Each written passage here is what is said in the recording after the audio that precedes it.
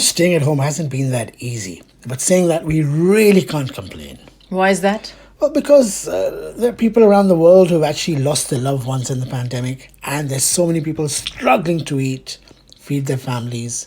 Have you just seen the news? Yeah, especially when you watch the news coming out of, India. There's so many people who are 3 weeks into the pandemic. They're still walking I saw that. to their villages and they haven't reached their home yet. Yeah. And saying that, globally there are people who are stuck in places which are not their homes, right? So naturally they are struggling and there's no way to come back. There's no way to fly. No flights, yeah. Yeah. I had a strange conversation with Rohan this morning. So I said to Rohan, I'm so sad that, I wouldn't be going home this summer. And he kind of looked at me and said, Ma'am, what do you mean? I said that I wouldn't be going to India this summer. And he said, but hang on, isn't this your home? I think that's a question I will struggle for the rest of my life to answer convincingly.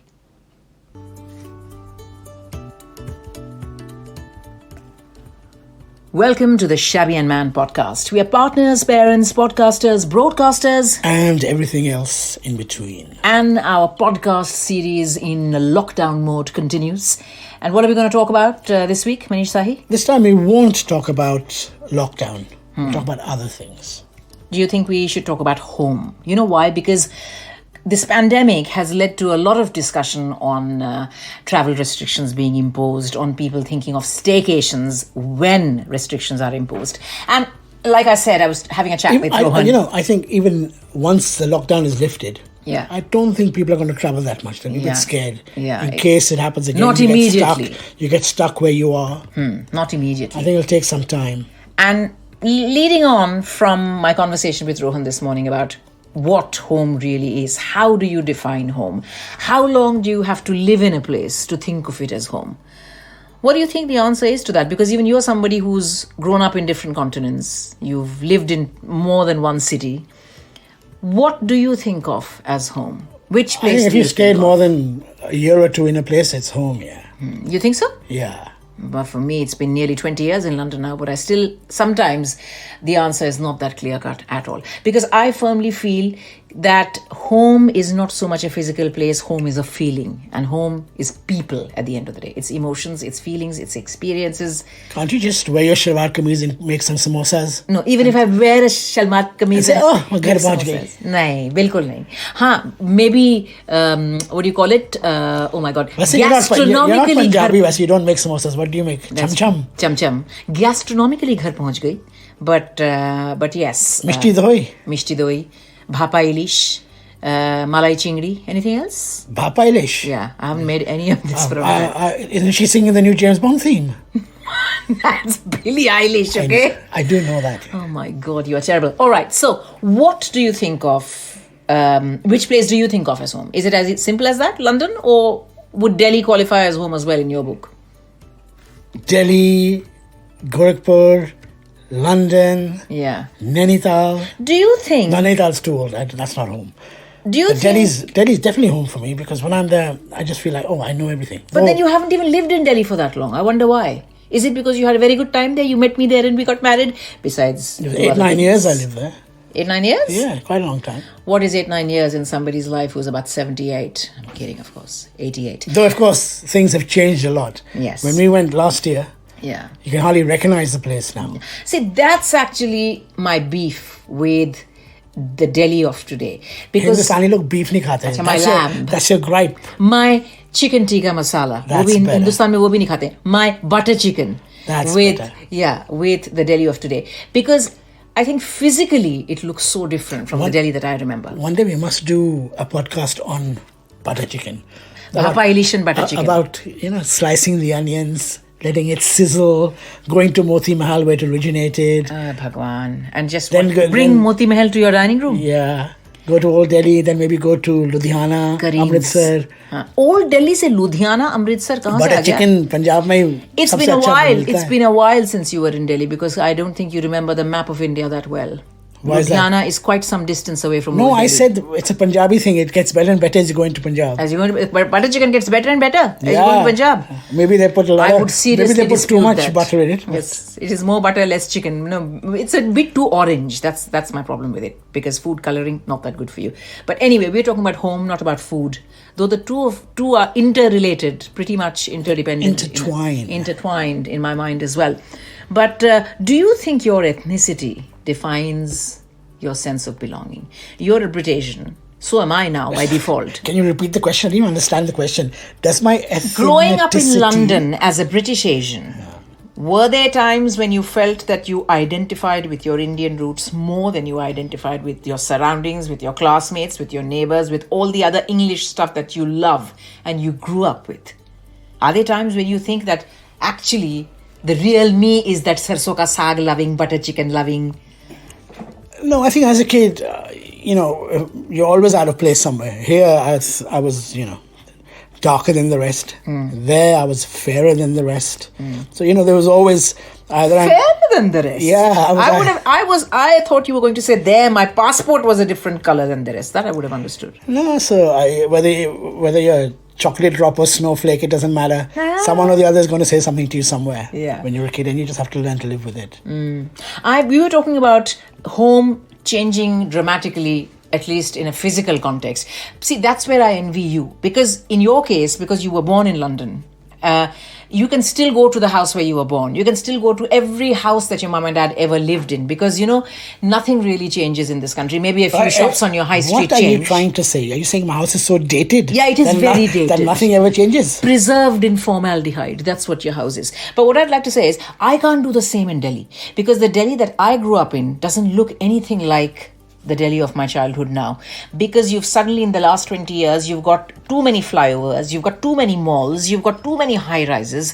So a lot of the neighborhoods that I grew up in, they don't look the same anymore physically, and once you don't see the same streets, the same houses, how can you even feel a sense of belonging? But do you remember that mall that opened near your house? It yes, Ansel Plaza. Ansel Plaza. It was one of the first malls to open in Delhi, in South very Delhi. Posh as well. Very posh in South Delhi.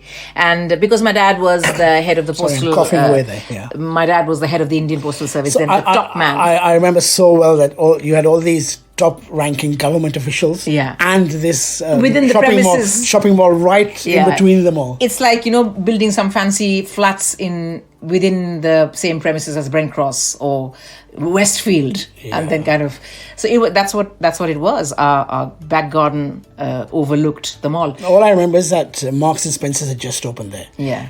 And being familiar with Marks and Spencer's, I thought, my God, it's like everything is like 10 times the price in India. Yeah.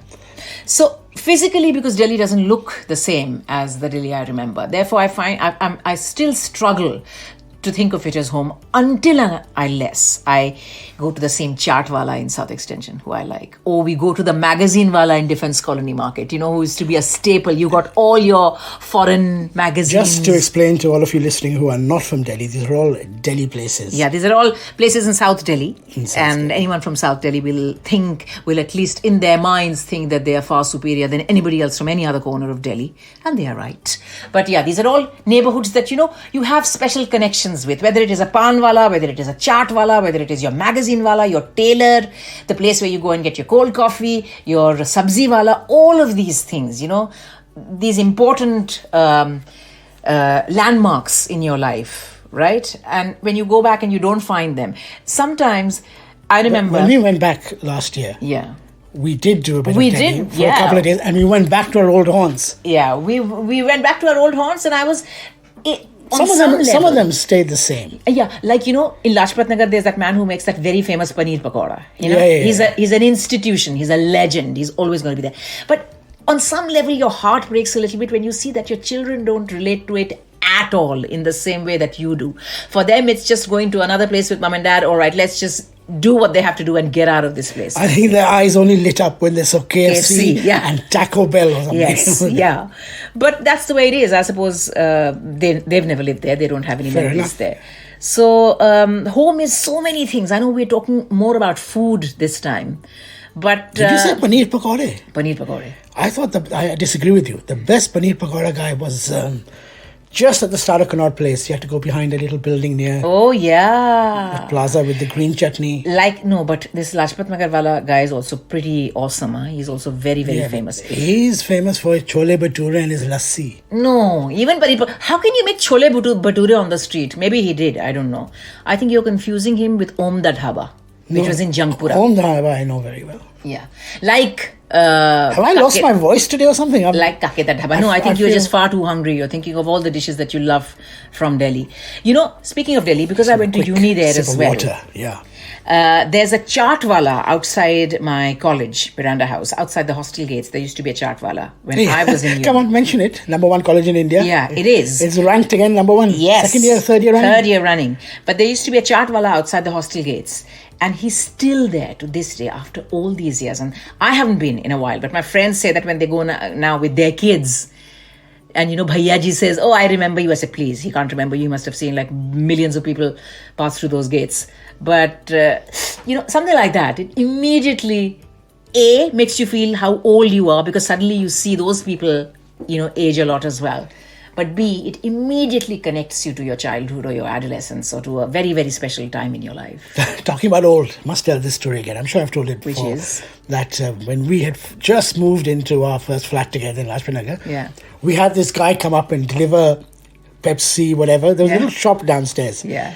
And those are the perks of living in India. Those are the perks. Yeah. So I was in my 20s, or maybe I just turned 30. No, I was in my 20s, whatever. And he was strapping guy of about 20 himself. Yeah. Yeah. And he used to call me uncle. Yeah. I couldn't get over it. Yeah. That was out of respect. See, uncle used to say not for age, but for respect. Yeah, he has an uncle who every single day orders, I don't know, a dozen egg and Coke or whatever you did. I can't remember now. Packets of Gold Flake. But I remember him very well. But talking about home makes you so nostalgic. But I've noticed as I've grown older that every time I'm back home, I miss a lot of things about London as well. Again, you said back home, so that is home then? Or every time I'm in India. That's human tendency, I suppose, that you miss something about the other. So if you were in India, we've spoken about so many things we miss about India. So if you were in India or when we were living in Delhi, what did you miss about London? Was it fish and chips and that kind of thing? Things like fish and chips, mustard. I remember when someone I'm sure it was also roast chicken from Waitrose. Yeah. I bet that is also on your list. I think when someone used to come from England, I used to ask them for the standard Nutella. stuff. Digestives. Yeah. Marmite. Yeah, a full English breakfast was a pure luxury there, Yeah. The equivalent was that I'd go with my friends sometimes and have a grill steak, grill steak or something, steak grill or something it was called. Yeah. I'll tell you where. Khan Market, Chiona's. That's a sizzler. That was a sizzler, yeah, you're right. Where would you have a steak then? It used to be in this 5-star hotel. Right. Okay. And we used to also have... I think it was called Ambassadors. We used to have a full English breakfast. Was it Sujan Singh Park, Ambassadors? Yeah. We used to have a full English breakfast at Nirula's as well. The big one in Connaught Place. With the hot chocolate. With the hot chocolate and all that. So... Hot chocolate fudge. Hot chocolate fudge, HCF. Things that I miss about London when I'm in India now, whether it is Bangalore, Delhi, Mumbai, wherever, there are some things which you kind of start taking for granted when you live in a place in the Western world, which is people, normally there's always a queue at the till. There's always a queue at a bus stop. There's always, or at the chemist. Or there are certain things that you take for granted, which completely goes out of the window. Let's not even talk about crossing the road and traffic rules. Hardly any exist, especially in the smaller bylanes. But you get used to it as you live. You get used to it, but it takes a few days to get used to it. Another thing, do you remember the last trip we made was last year? Was it last year? Last summer? The first 5 or 6 days, forget about the jet lag, because the time difference isn't that much between India and London, right? It is the noise. When everybody's gone to bed, there are dogs barking, there are doors being slammed. For a day, it really gets you. A day, a week, you feel, oh my God, it is so noisy here. We're so used to our double-glazed silence. The kutte bhoknaing was in the night or in the morning? नहीं, सुबह तो होता ही है. सुबह तो सबका गाड़ी धुल रही है.